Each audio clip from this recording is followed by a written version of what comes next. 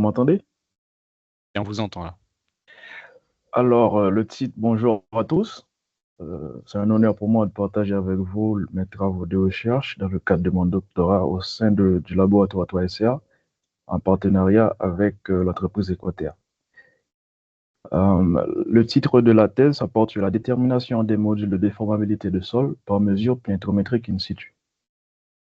Alors, comme on l'a dit précédemment, c'est une thèse qui se réalise dans le cadre d'une collaboration entre le groupe Équateur dont je salue le PDG Pierre Igel, qui est ici avec nous, et aussi le responsable R&D Amido Seni Sadrabali, avec qui je travaille au jour le jour au labo 3SR. Alors, le groupe Équateur, c'est un bureau d'études en ingénierie géotechnique et hydrologique. Il fonctionne grâce au travail acharné de 85 collaborateurs qui lui assurent une forte présence nationale. Et via sa filiale Équateur, et le groupe Équateur mène beaucoup d'activités en recherche et développement, ce qui lui vaut aujourd'hui un nombre de brevets déposés élevé à 17. Quant au laboratoire 3SR, c'est une unité de recherche née d'une association entre l'UGA, l'Université Grenoble-Alpes, le CNRS et un établissement d'enseignement supérieur et de recherche qui s'appelle Grenoble INP-UGA. Le laboratoire il est structuré par 3 équipes de recherche que sont COMET, qui s'intéresse plutôt à la mécanique et au couplage multiphysique de milieux hétérogènes, Géomécanique, qui eux-mêmes s'intéressent à la mécanique des géomatériaux et des ouvrages géotechniques, et finalement l'équipe RV qui se consacre, eux, à, à l'étude des risques et à la vulnérabilité des structures, et aussi au comportement des mécaniques des matériaux. Alors, pourquoi un module de déformation? Il faut savoir, ou du moins se rappeler, que les normes de calcul en vigueur exigent la justification des ouvrages au regard de 2 catégories fondamentales de conditions qu'ils définissent comme les états limites. Ce sont les états limites ultimes et les états limites de service. Maintenant, si à l'ELU, aux états limites ultimes, il s'agit de s'assurer que l'ouvrage il tient debout, en s'assurant qu'en tout point, la résistance de l'ouvrage elle n'est pas dépassée par les efforts internes. Ben, à l'ELS, il s'agit plutôt d'assurer que l'ouvrage remplit correctement sa fonction d'usage. Cela passe entre autres par la limitation des déformations excessives, telles que par exemple les tassements. Et qui dit calcul de tassement dit besoin d'un module de déformation. Cependant, parmi tous les essais in situ standards connus, le seul essai in situ qui permet d'obtenir à la fois des paramètres de résistance et des paramètres de déformabilité sans besoin de recourir à des corrélations empiriques ou semi-empiriques, c'est l'essai pressiométrique de Ménard, par lequel il y a la sonde cylindrique la membrane d'une sonde cylindrique, elle est gonflée à l'intérieur du forage et in fine, on obtient une courbe de déformabilité qui permet de déduire un module pressiométrique pourvu que la courbe elle est correctement interprétée. En revanche, le CPT, qui lui-même est caractérisé par le fonçage d'une pointe conique standard à l'aide de trains de tige dans le sol, on ne peut avoir que des paramètres de résistance, à savoir la résistance de pointe, le frottement latéral et la pression interstitielle dans le cas d'un CPTU. Maintenant, on s'est posé la question de savoir, et si on essaie à partir de la seule pointe mécanique d'un pénétromètre, d'arriver à obtenir, à caractériser la déformabilité d'un sol sans, à partir que de mesures pénétrométriques.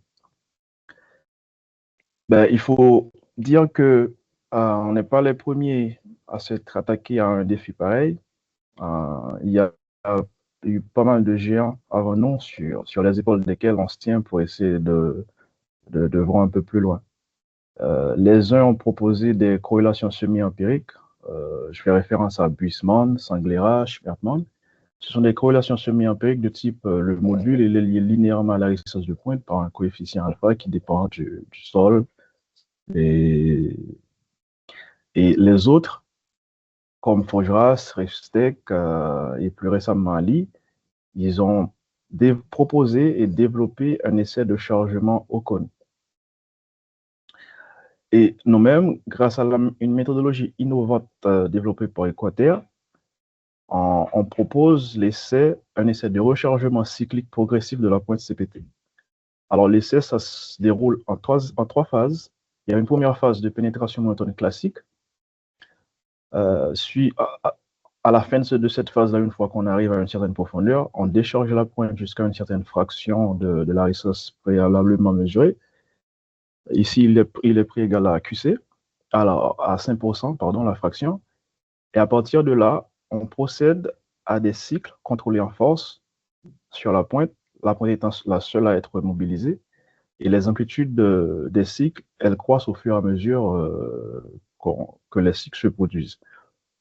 Et on s'assure à ce que le taux de chargement et aussi de déchargement il soit constant tout le long des cycles. Dans le cadre de ma thèse, il y a une double approche à la fois expérimentale et numérique. De l'approche expérimentale, on procède à une modélisation physique, donc en chambre de calibration. Et dans la phase, dans le cadre de la modélisation numérique, on utilise la méthode des éléments discrets. Aujourd'hui, je vais vous présenter que la partie de la modélisation physique. Donc, on va au laboratoire.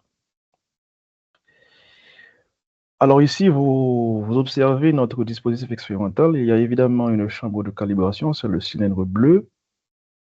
À l'intérieur, on met notre matériau d'essai. Donc, jusqu'ici, on n'a travaillé que sur du sable de Fontainebleau, type GA39. Et ce qui fait l'originalité de ce dispositif expérimental, c'est que il est pourvu d'un système de chargement à deux vérins. Il y a un vérin global, vous pouvez l'observer à gauche, c'est la figure à gauche, qui assure la pénétration monotone. Donc, quand le vérin global il est activé, tout le système, je dirais, toutes les tiges qui sont reliées à la pointe et qui coulissent à l'intérieur des tubes, le tout, il bouge. Et une fois qu'on arrive à une certaine profondeur, la profondeur voulue, le vérin global, il est mis au repos, il est mis à l'arrêt, et il y a maintenant le module cyclique quaternaire qui est activé. Donc, c'est un petit vérin qui est lui-même relié au train de tige interne.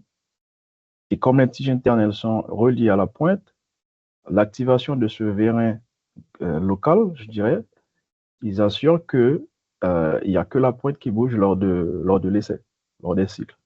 Alors, avec un tel dispositif, l'avantage principal, c'est que à la mesure de la résistance de pointe et aussi tout le long de l'essai, on s'affranchit de l'effet du frottement entre le sol et les tubes externes qui servent à l'intérieur desquels coulissent les tiges.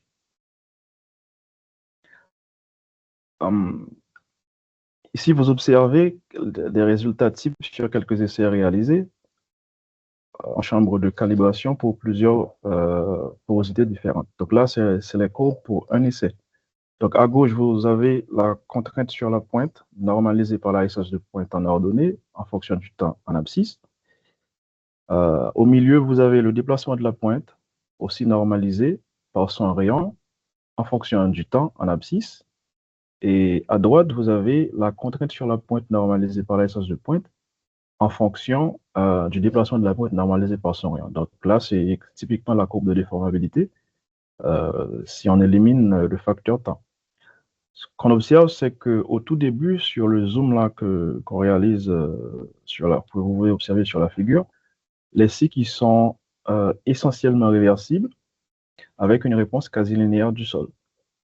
Donc, cette observation suggère l'existence dans cette région-là de domaines de chargement associés à un comportement pseudo-élastique du sol.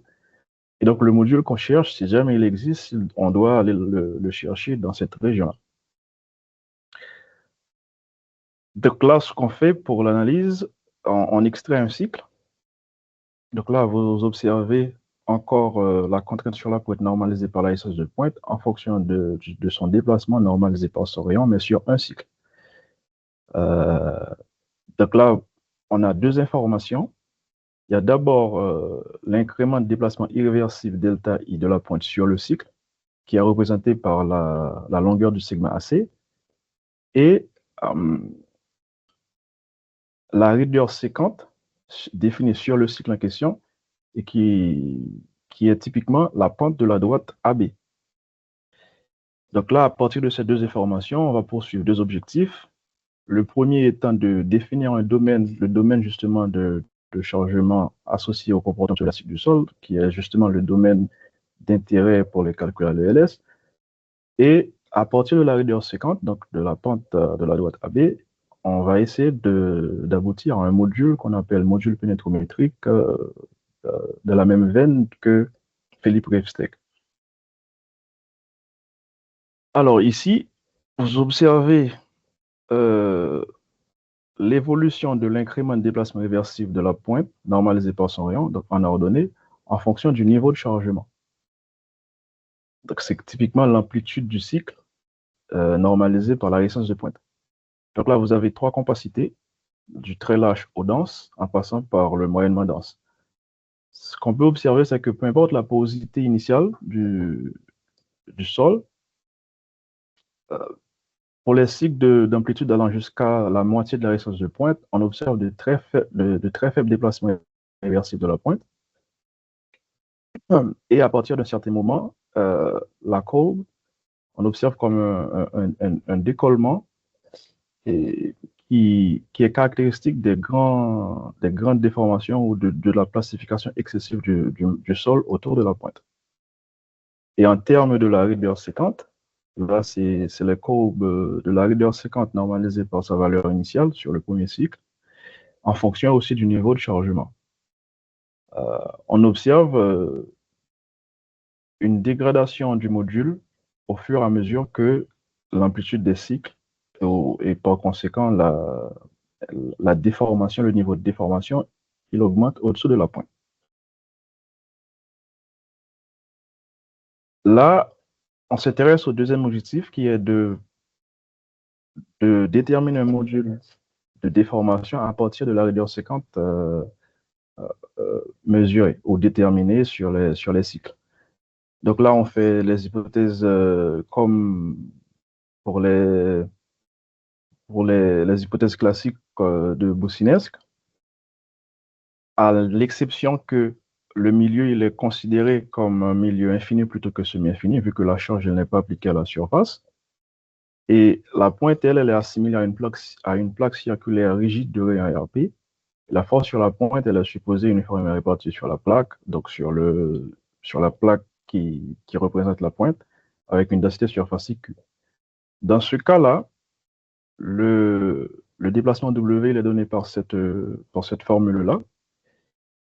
Et Midlin, qui a résolu le problème théorique, propose cette valeur-là pour alpha m, qui est le facteur correctif direct qui dépend de la profondeur. Sauf que à partir de certains encastrements, donc pour C supérieur à déjà 10 fois le rang de la pointe, l'encastrement peut être considéré comme infini et le problème se réduit au problème de Kelvin pour un encastrement infini. Donc alpha m tend rapidement vers une valeur asymptotique qui est plus ou moins égale à, alors qui dépend de nu, bien, mais qui bouge pas, qui varie peu avec des variations de coefficient de Poisson nu qu'on utilise généralement en géotechnique. Donc là, on le prend comme Fourier Sirif Lambry, on le prend égal à 1,5. Ce qui fait que le déplacement, il peut se réécrire de la façon là de l'équation à droite. Mais dans tout calcul fait, on peut tirer le module E, on le note EPN pour enlever pour toute idée de confusion, pour ne pas le confondre avec un module de Young, parce qu'en effet, ce n'est pas un module de Young essentiellement élastique, vu que notre sol il n'est pas un matériau purement élastique. Et on a cette relation-là qui relie notre raideur séquente SC à un module de déformation qu'on appelle un module pénétrométrique EPN. Donc, avec cette relation, on a essayé de valider notre interprétation en comparant les résultats obtenus avec nos essais en chambre de calibration et des résultats sur des essais triaxiaux qu'on a aussi réalisés au laboratoire. On a carrément ici deux familles de courbes. Donc, en ordonnée, c'est le module EPN pour les modules pénétrométriques et E au triaxe pour les modules déterminés au triaxe. Et en abscisse, on a les niveaux de chargement.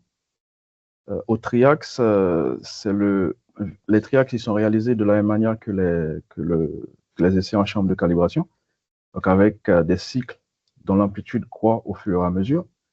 Donc, on a deux familles de courbes. Les familles de courbes en bas, correspond aux essais lâches, et une famille de courbes qui se trouve plus en rose, qui représente les essais, je dirais, moyennement denses. On peut remarquer que, en termes d'ordre de grandeur, notre essai au pénétromètre, notre essai innovant, il permet d'avoir des ordres de grandeur comparables en termes de modules que les essais triaxiaux. Donc, conclusion, on a une méthodologie, un nouvel essai qui permet de déterminer une limite chaleur élastique identifiée afin d'identifier le niveau de contrainte maximale applicable à l'ELS. Donc, en vert, c'est le domaine d'intérêt à l'ELS, et en rouge, c'est je dirais, le domaine qui serait interdit, parce qu'à partir de là, les déformations sur la pointe ou les déplacements irréversibles sur la pointe, ils deviennent de plus en plus considérables. Et finalement, on a à la fois la possibilité de déduire un module de déformation du sol, de même ordre que celui déterminé à l'essai axial, qui est justement nécessaire à la réalisation de dimensionnement à l'ELS. Et aussi, cet essai, il permet d'apprécier la dégradation du module séquent avec le niveau de chargement et donc le niveau de déformation. Merci pour votre attention. Merci beaucoup, Sébastien, pour la présentation. C'était une très belle présentation et on a beaucoup appris sur justement le fait de faire un équivalent au pressiomètre avec un CPT justement pour mesurer les modules de déformation de sol. Alors, sur le chat, il n'y a pas encore de questions. Par contre, moi, je voulais justement, alors si, il y a une question qui vient d'être posée. Et est-ce qu'une comparaison a été faite avec les résultats d'un essai pressiométrique, justement? Non, il n'y en a pas pour le moment, non. On a arrêté les comparaisons qu'avec les essais au triaxe, mais je n'ai pas la figure ici. Mais en termes d'ordre de grandeur, si on a essayé de comparer et les ordres de grandeur qu'on a obtenus avec les ordres de grandeur généralement obtenus pour les essais, pour les différents essais in situ, ça vient d'un papier de Philippe Rifsteck, et en termes d'ordre de grandeur, ça collait assez bien. Mais nous, on n'a pas fait d'essais de pression, et on n'a pas comparé nous-mêmes des essais de pression dont on aurait les résultats avec les essais qu'on a réalisés en chambre de calibration. D'accord, ok, merci. Alors, je vois il y a une deuxième question. Bonjour Sébastien, merci pour la présentation, utile.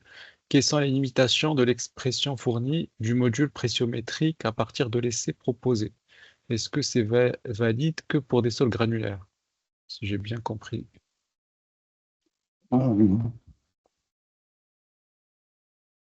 Alors, là,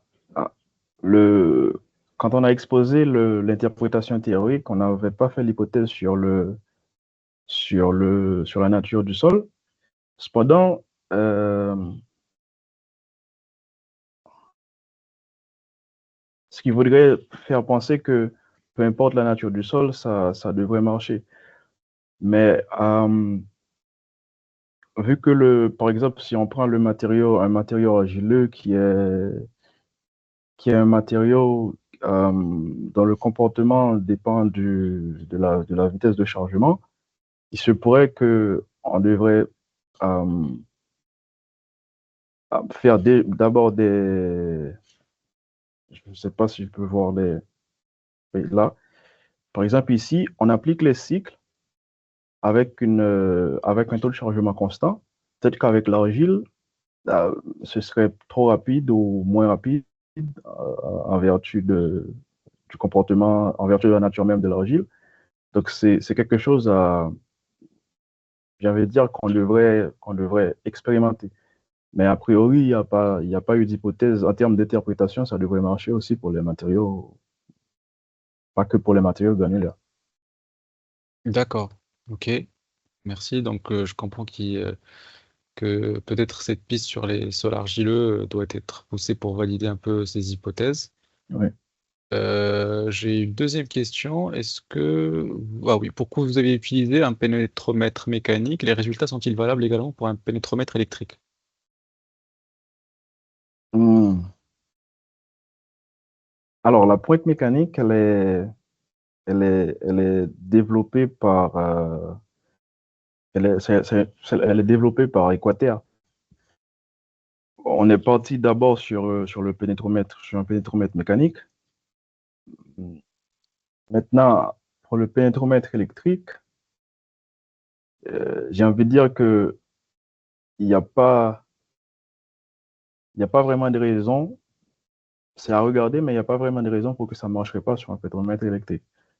Vu que on n'a pas fait, je dirais,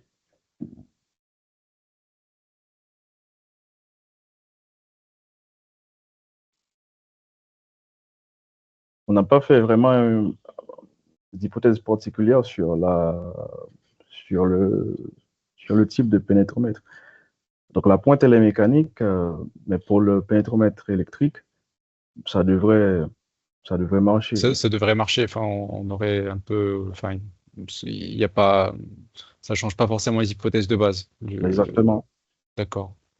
Alors, j'ai une autre question, pareil, alors, il s'agit d'essais enfin, sur du sable sec, quid des essais réalisés dans des sols fins sous nappe. Enfin, ça rejoint un peu la question sur les argiles, si je ne me trompe pas. Oui, oui, ça rejoint un peu. Donc jusqu'ici, on était en phase d'exploration et de développement. On voulait être sûr de ce qu'on faisait. Donc on a fait que sur du sable sec. Mais il y a des essais prévus vraiment sur le terrain où on va rencontrer des sols, des sables saturés et aussi de l'argile. Donc, c'est à ce moment qu'on pourra vraiment apporter une réponse définitive. D'accord, merci. Et puis, enfin, j'avais une dernière question, c'est enfin, la durée de l'essai par rapport à un CPT classique. Enfin, en fait, disons que si ce modèle est validé commercialement, est-ce qu'il est tenable? Est-ce que c'est la même durée? Enfin, j'imagine que ça va prendre un peu plus de temps qu'un CPT classique, mais voilà, dans l'ordre de grandeur de la durée pour réaliser cet essai. Alors, euh, le, si on va de 5% à 5%, comme c'est expliqué ici, l'essai dure en moyenne 4 heures. Mais on a vu que si on va de 10% à 10% de la résistance de pointe, ce temps peut être divisé facilement par 4 et en plus ou moins 1 heure, on a tout l'essai avec des résultats qui sont tout de même importants. Toujours, et là encore, si on peut voir les courbes de comparaison au triaxe, la, le niveau de chargement pour lequel on peut considérer que le module au triaxe est un module pseudoélastique, il tourne autour de, pardon, il tourne autour de 0,25, donc là, plus ou moins sur le troisième cycle. Et le troisième cycle, c'est un cycle on y est avec notre méthodologie en moins de 5 minutes, quoi. Donc, si on s'intéresse qu'au module, en 5 minutes, on peut avoir un module. Mais si on s'intéresse à toute la courbe, on peut facilement aller de 10% à 10% et en 1 heure, on a toute la courbe de dégradation. D'accord. Bah, merci beaucoup pour vos réponses et merci pour encore une fois pour cette présentation. Alors je sais pas s'il y a encore des questions sur le chat, enfin, pour cette présentation. Sinon, avant de finir ce webinaire qui a été très intéressant, on va faire un petit rappel des différents événements du CFMS qu'on aura prochainement. Alors, je partage juste un instant.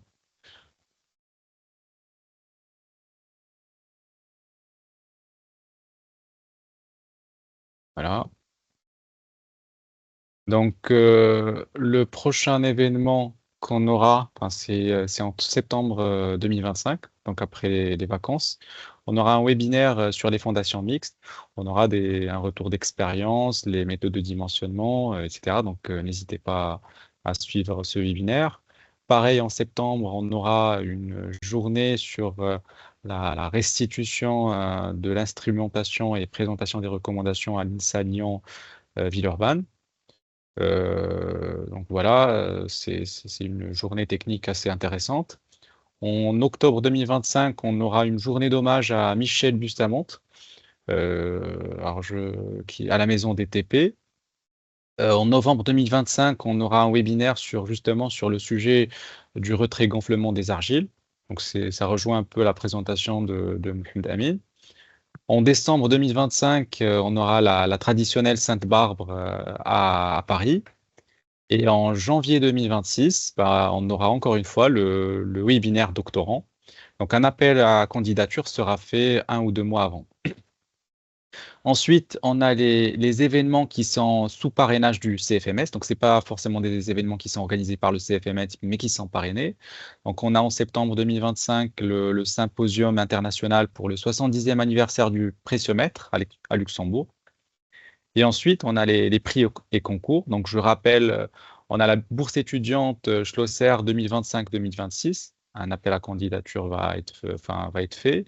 Donc, cette bourse d'études accordée tous les ans vise à accompagner un étudiant étranger inscrit en dernière année d'un parcours de master ou d'ingénierie en France dans un projet d'insertion professionnelle. Donc, cette bourse a été créée en juin 2024. Donc, l'appel à candidature va être fait et on va le communiquer. Ensuite, on a le prix Jean Kérisel 2026. Donc, ce prix récompense de jeunes professionnels ou chercheurs ayant contribué de manière significative à améliorer les analyses de méthodes techniques utilisées dans la mécanique de sol. Alors, je rappelle juste que l'âge limite des candidats est fixé à 35 ans au 1er janvier de l'année en cours. Donc, pareil, un rappel et un appel à candidature va être fait. Ensuite, alors on aura les fameux JNGG qui seront